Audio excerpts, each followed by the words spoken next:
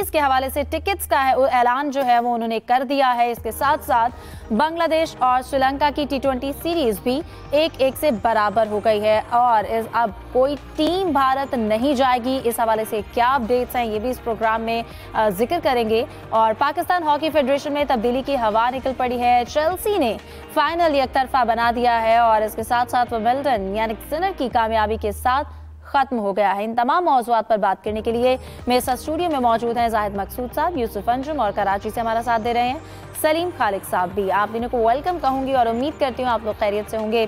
सबसे पहले मैं सलीम साहब आपसे आगाज़ करती हूँ। कराची में ये कैंप जो है आखिरी मराहिल में है, आपको क्या लगता है अब इन सीरीज़ के हवाले से जो कि 20, 22 और 24 को है स्पेशली, क्या तवक्कुआत रखनी चाहिए अपनी टीम से?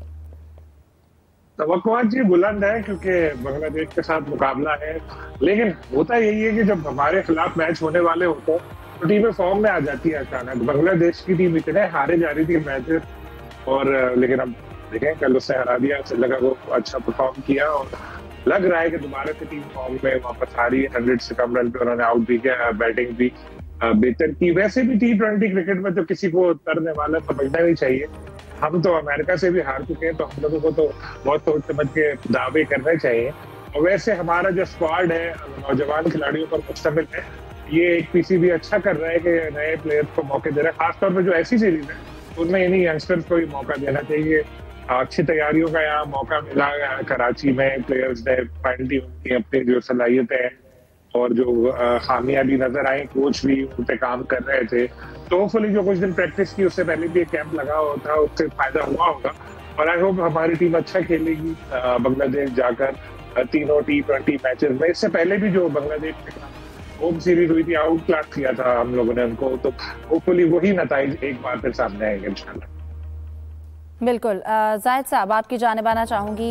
यकीनन ये जो कैंप है वो आखिरी मराहिल में है और टीम की जानिब से अच्छी कोशिशें भी की जा रही हैं। आपको क्या लगता है बांग्लादेश के साथ जो ये सीरीज़ होगी अब उनके होम ग्राउंड में पाकिस्तान के लिए कितनी चेंज हो सकती है? तो देखिए इन दिनों बांग्लादेश की टीम श्रीलंका आई हुई है और वनडे में तो इतने अच्छा परफॉर्म नहीं कर सकी, लेकिन T20 में जैसा कि अभी जिक्र हुआ उन्होंने पहला मैच हारा था, दूसरा मैच 83 रन से जीता जिसमें उनके फास्ट बॉलर्स अच्छा खेले और ख़ास तौर पर उनके कप्तान लिटन दास जो कि मैन ऑफ द मैच रहे वो भी।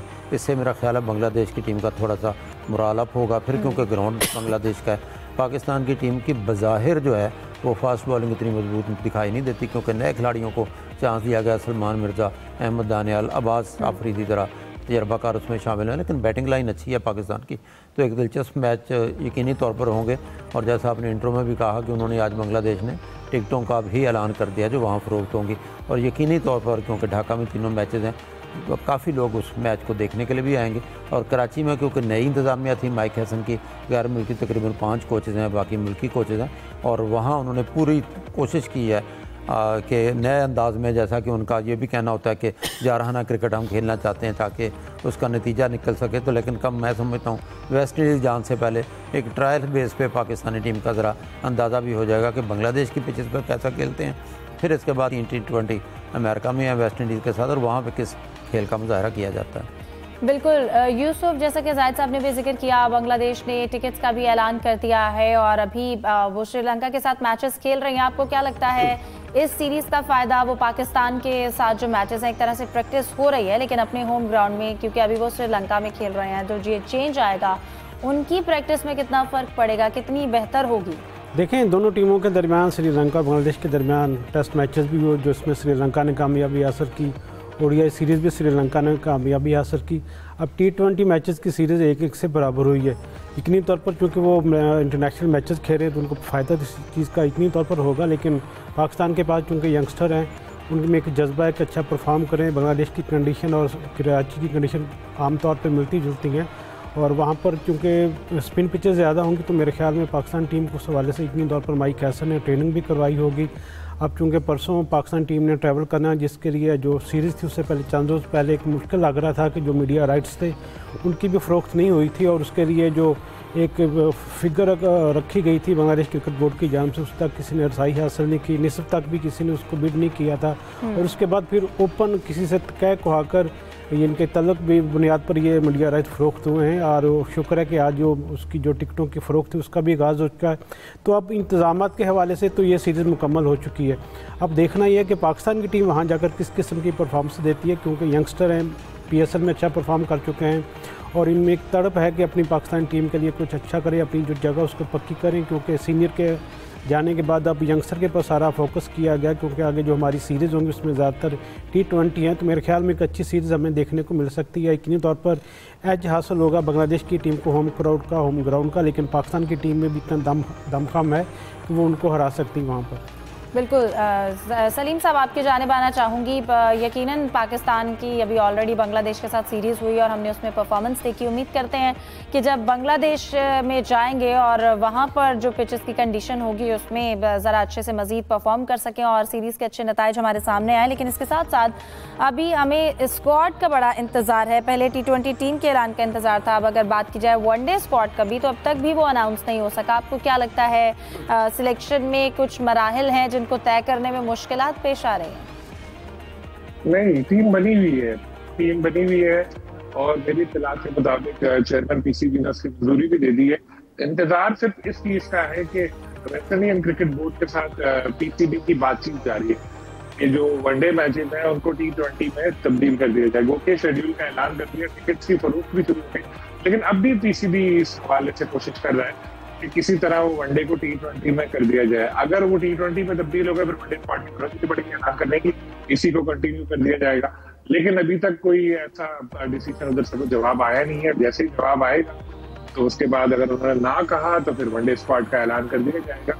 दर हकीकत ये उस दिन भी हो सकता था जिस दिन T20 पाकिस्तानी स्क्वाड का ऐलान हुआ था, लेकिन सिर्फ इसी वजह से, क्योंकि अब T20 में ही चेकअप होना है, T20 का वर्ल्ड कप भी अगले साल, तो PCB की एक कोशिश है कि प्लेयर्स को ज्यादा से ज्यादा T20 मैचेस खिलाया जाए।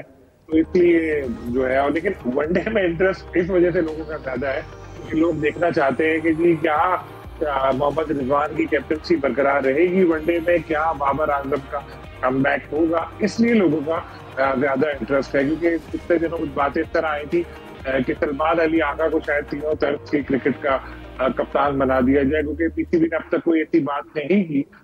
लेकिन ये एक है मिस्ट्री जो लोग जानना चाहते हैं कि कौन होगा कप्तान, क्या सीनियर्स वापस आएंगे नहीं आएंगे। लेकिन जिस तरह से उनको बुलाया कैंप में यहाँ पर, हालांकि वो स्क्वाड का हिस्सा नहीं थे T20, लेकिन बाबर, रिजवान, शाहीन आए वहां पर और साथ में प्रैक्टिस की, तो इससे जाहिर होता है प्लेयर्स का तो हिस्सा है। लेकिन अब जब स्क्वाड का ऐलान होगा तभी ये मिस्ट्री हल होगी। सही। जाहिद साहब, आपको क्या लगता है, जैसा कि सलीम साहब ने भी जिक्र किया कि लोगों को इंटरेस्ट है कैप्टनसी के हवाले से, ये सारे सवालात को भी मद्देनज़र रखते हुए जो टीम की अनाउंसमेंट है उसमें ताख़ीर सामने आ रही है, या और क्या वजूहत हो सकती है? इंतज़ार काफ़ी लंबा हो गया। जो मीडिया ज़राए हैं वो तो बताते हैं कि वेस्ट इंडीज़ में वनडे मैचेस के टिकट जो है वो उन्होंने फ़रोख्त के लिए पेश किए हैं, लेकिन PCB को कोई ना कोई वादा या यकीन होगा कि वनडे सीरीज़ को जो है T20 में तब्दील कर दिया जाएगा। शायद इसलिए टीम का ऐलान नहीं हुआ, लेकिन वेस्ट इंडीज़ क्रिकेट बोर्ड की गालबन ये सोच है कि वो रैंकिंग बेहतर बना सकते हैं कि पाकिस्तान वहाँ जाएगा, उनके मुल्क में खेलेगा और वनडे उनके जहन में होगा कि शायद हमारी टीम सीरीज़ जीत जाए और फिर वर्ल्ड कप के लिए उनकी रैंकिंग बेहतर हो जाए। लेकिन अभी तक क्योंकि इंतज़ार लंबा हो गया और बोर्ड अभी तक खामोश है, PCB टिकट यकीनन टीम बन चुकी होगी, लेकिन जैसे ही उनको उधर कोई सब्ज़ झंडी लहराएंगे तो फिर टीम भी अनाउंस हो जाएगी और वनडे के लिए की होती है। वरना तो ये T20 जो जा रही है, तीनों मैच पहले अमेरिका में है वेस्ट इंडीज़ से, फिर तीनों T20 खेलकर टीम वापस आ जाएगी। और ये कह देना मेरा ख्याल है कि T20 वर्ल्ड कप है और फिर 1 साल या 1.5 साल यही खेलते रहना, वही भी कुछ अजीब सा लगता है, क्योंकि इस दौरान तो टेस्ट मैचेस भी तो हो रहे हैं, इंडिया, इंग्लैंड और बाकी ऑस्ट्रेलिया, वेस्ट इंडीज़ वो टेस्ट मैचेस भी खेल रहे हैं। और अब ये फैसला मेरा ख्याल है वेस्ट इंडीज़ क्रिकेट बोर्ड के पास है कि वो T20 को प्रेफर करते हैं या फिर वनडे पर ही अड़े रहते हैं कि वनडे ही खेलना चाहिए। बिल्कुल। यूसुफ, आपसे इस हवाले से बात करना चाहेंगे, जैसा कि आपने इस हवाले से पहले भी खबर दी है, मुसद्दिका ज़राए के मुताबिक हुकूमत पाकिस्तान किसी भी टीम को भारत जाकर खेलने की इजाज़त देने के मूड में नहीं है। तो इस सिनेरियो में जो टीम्स हैं, अगर हम हॉकी की बात करें, क्रिकेट की बात करें, सूरत हाल आपको कितनी मुश्किल दिखाई देती है भारत जाकर खेलना, जो कि नहीं जाना चाहिए वैसे तो, जैसे भारत का रवैया है, लेकिन उसके बावजूद भी आपको क्या लगता है हालात किस जानिब जा रहे हैं? देखिए सबसे पहले थोड़ी सी मैं बात करूंगा क्रिकेट के हवाले से। मेरी ज़राए ने कन्फर्म किया कि बाबर आजम, शहनशाह अफरीदी, मोहम्मद रिजवान, वसीम जूनियर, नसीम शाह के वीज़े के लिए पाकिस्तान क्रिकेट बोर्ड ने अमेरिका के जो वीज़े वो हासिल कर लिए। उसके साथ साथ वेस्ट इंडीज़ के भी उन्होंने वीज़े हासिल किए हैं। 3 हफ्ते पहले PCB ने रिक्वेस्ट की थी वेस्ट इंडीज़ क्रिकेट बोर्ड के साथ के जो ODI मैचेज़ उनको T20 में तब्दील किया जाए, लेकिन उस वक्त भी वेस्ट इंडीज़ क्रिकेट बोर्ड ने बिल्कुल पाकिस्तान क्रिकेट बोर्ड को किसी किस्म का कोई ग्रीन सिग्नल नहीं दिया था। PCB ये चाहता है कि ये मैचेस T20 फॉर्मेट में करवाए जाएं, लेकिन वेस्ट इंडीज़ क्रिकेट बोर्ड ऐसा नहीं चाहता। अब मुझे इस बात की समझ नहीं आ रही कि पाकिस्तान क्रिकेट बोर्ड इतना बाज़िद क्यों है कि जो वनडे फॉर्मेट है उसकी जगह पे T20 फॉर्मेट खेला जाए। अब हम बात करते हैं हॉकी की। हॉकी चूँकि कुछ इंतज़ामी हवाले से इस वक्त मसाइल का शिकार है। प्रो लीग का मामला आपके सामने था, एशिया कप हॉकी का जिसमें पाकिस्तानी टीम ने इंडिया जाना था उसका मामला सामने था, और हमारे ज़राए ने इस बात को कन्फर्म किया कि जो पाकिस्तान हॉकी फेडरेशन के हुकाम हैं उन्होंने एशियन हॉकी फेडरेशन जो इंतज़ाम करती है एशिया का कप के मैचेस का, उनको अपने तौर पर ये इतला कर दी थी कि हम पाकिस्तान की टीम वहाँ पर ट्रैवल करेगी, लेकिन साथ ही ये भी कहा था कि इसको जब तक हुकूमत की इजाज़त से मशरूत किया गया था, जब तक हुकूमत इजाज़त नहीं देगी हम वहाँ पर नहीं जाएंगे। इसके बाद अब क्योंकि जूनियर वर्ल्ड कप शुरू होना है 28 नवंबर से, उसकी मेज़बानी भी इंडिया के पास है। एशिया कप चूँकि 27 अगस्त से शुरू हो रहा है, तो इसके लिए तो हुकूमत ने PHF को कह दिया कि पाकिस्तान की टीम वहाँ पर ट्रैवल नहीं करेगी, लेकिन अब इत्तला दिए हैं कि जो जूनियर वर्ल्ड कप होगा उसमें भी पाकिस्तान की टीम वहाँ पर हिस्सा लेने के लिए नहीं जाएगी।